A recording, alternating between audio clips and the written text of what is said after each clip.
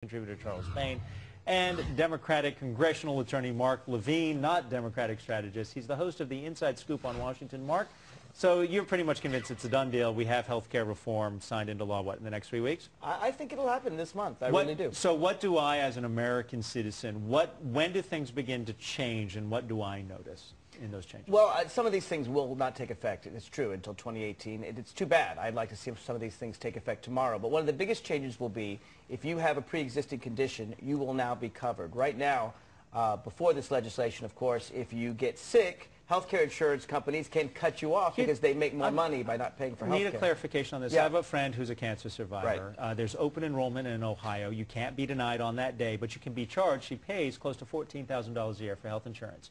Does it address that issue? It does address How? that issue, and it's How? one of the biggest differences. Because there's a difference between saying you have to be covered and then how much you're going to pay to be covered. You're exactly right, and that's one of the big differences between Democrat and Republican plans. The Republicans say that they can't deny you, but they can charge you $1 million. When I'm asking you, I'm acquiescing. Right. It's going to pass. Right. What's going to change? What's going to change is there's going to be limits. There's only going to be so much they can charge you. By having these premiums with everyone being covered, what it'll do is it'll lower everybody's premiums, because that means that so you with have a pre-existing condition, you Right. have to be accepted, Right. and it will cap how much you can pay. Do we know the figure yet? It depends on the condition, but there won't be a level that's exorbitant because it's based on your income. In other words, if you who determines exorbitant, and when will that cap be determined?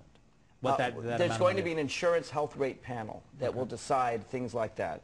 How much it will be. Not a death panel. Sarah Palin was wrong about that. It's not in the bill. No, but it'll be based on income. In other words, it's not just Medicaid. People who are very poor. It'll make sure that you can't pay more than a certain amount of your income into that. For health insurance. For health insurance. Okay, right. Charles, sounds reasonable. Well, yeah, it sounds reasonable. And again, you know what? The sense of urgency to get something done that kicks in 2018, therein lies the problem. I don't understand. The whole process was done really it wasn't on C-SPAN. It wasn't transparent. It didn't have a lot of, the Republican ideas really weren't taken in. I mean, this is like making a cake this big and saying, okay, we're going to put a couple of sprinkles on. But, I really think that now that they have the America's attention, and, I think they had this whole shootout last week where the Democrats are very confident that the president was going to go in there and kick butt, that there was going to be overwhelming changes in the polls overnight. And when that didn't happen, they went to plan, in case of emergency, break glass. And that's what reconciliation is. And let's face it, if it was just so easy and simple, they could have gone this route initially. Well, reconciliation has been used by both parties in years past. It's never been used on anything like this. Sure, I mean, this is 17% of the U.S. of GDP. I mean, this is a gigantic, humongous, very important situation. It's never been used on anything this. Healthcare spending is $2 trillion a year. He's right that it's 1/6 of the economy. Right. So the point that Charles is making is that what are the polls?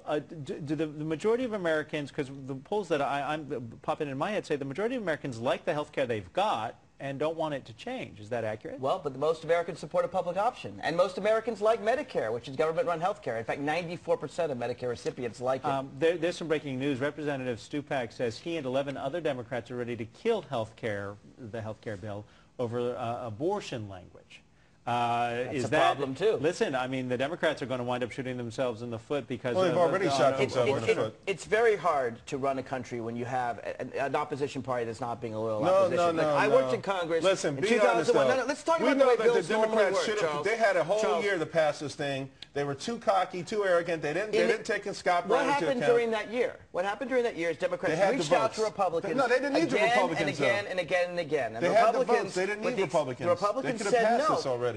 You're right. They could have used budget reconciliation. No. Back They in could have passed it without budget reconciliation. They should have done it. They had the 60 votes. They had the votes, and you know what? It was infighting, and the president could not control his own party. Had the Democrats said 6 months ago. The president couldn't control his own party. It's a valid point. Had the Democrats said 6 months ago, we're going to use majority rule, this would have been passed 6 months ago. Instead, they tried to reach out to Republicans. They tried to do a bipartisan bill. And I agree with President Obama and you that it's gone on way too long. But the issue at hand is that Democrats may wind up killing you know, health care. Isn't that what we're talking about as Democrats who may reject based on abortion language? You're talking about 11 Democrats in the House, Right. and then they have to work that out, but we have enough of a majority in the House to deal with it, whatever the 11 do. Now, if March 2 PAC gets 40 people, then we've got a real problem, but no question about it. The abortion part of it is hard to stick into reconciliation because of the nature of reconciliation. It would be a lot easier if we had bipartisan influence. The way most bills work in Congress and have worked for decades in America is the majority party largely gets their way, the minority party gets a few things in it they want,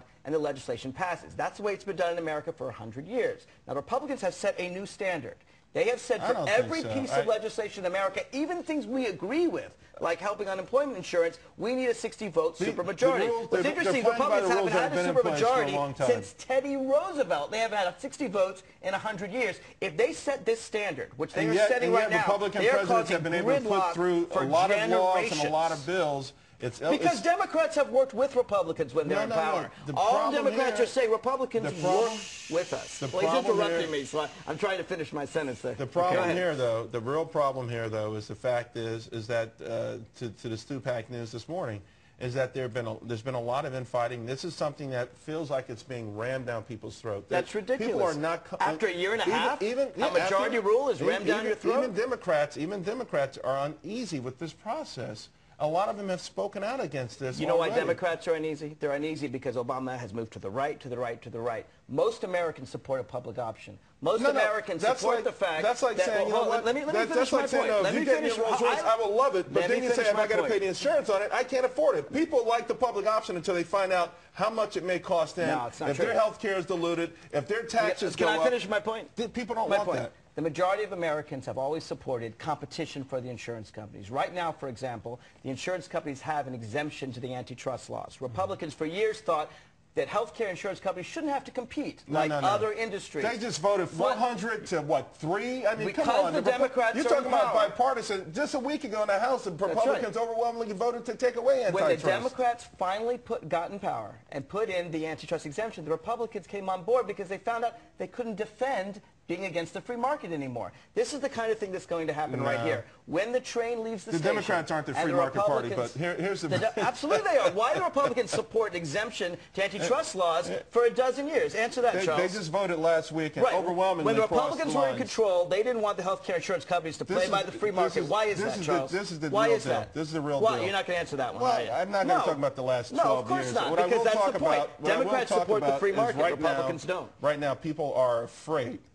People are afraid because you're trying to instill fear in them. Because we don't know. Because you know what? We see Greece. And we already know Greece has 12% of their GDP as a deficit. Guess what ours is? 12%. Our debt is exploding. People know we cannot afford this. Republicans said this about Social Security. They said this about Medicare. Right. You know what? Most Americans like Social Security. Most Americans like Medicare until they have to pay for it. You want to abolish it now? But in regards to Social Security, we're going to have to reform it. In regards to Medicaid, right? It is bankrupting the country. No, it's not. Actually, it is. If we stay on the current trajectories, it does, because we can't afford. Even President Obama. Let's talk about Social Security. No, we don't know. We're not going to talk about Social Security. We're going to keep it to health care, and we're going to stop right here. You keep your mouth shut. You go first, and then you keep your mouth shut, and then you finish. Charles, final point, and then Mark's final point. Well, you know, I do think they'll get it through on reconciliation. I think it's a mistake. I really sincerely believe that if you listen to the people, I know that the president believes that this is a program that once it's in, people will like it. They will become accustomed to it, and they'll feel much better about it years down the road. And you know what? People feel good about things until the tab comes. You know, it's just like when you go out and you drink a lot. The next morning it hurts. When you go out and you spend too much at Christmas time and you get the bill 3 weeks later, it hurts. We are starting to realize that things that we like or we think we like come at a cost. For decades, the people have paid into the Social Security system, and the Republicans have used that money to finance wars in Iraq and Halliburton. They didn't even have a supermajority since FDR. Even though there was a surplus, and there still is in the Social Security system. Healthcare. At the end of the day, this is something that American people want. They elected President Obama to get it, and according to the Congressional Budget Office, it will save us money. This will cut down on the deficit. Do you believe that in your heart? Do you really Not only believe do that? I believe it, but the Republicans believe it too. They just won't tell it to you publicly because they will defend Congressional Budget Office figures throughout the entire time they were in power. They don't like it when the Democrats Mark, you're a are in power. historian, right? You seem to know a lot about history. You're not going to let me finish. are you? Medicare. You're just can't let me get the last word, can you? What was Medicare going to cost? What was Medicare going to cost us? People like Medicare. I know you want to abolish it. We're going to go to break like while it. they keep arguing.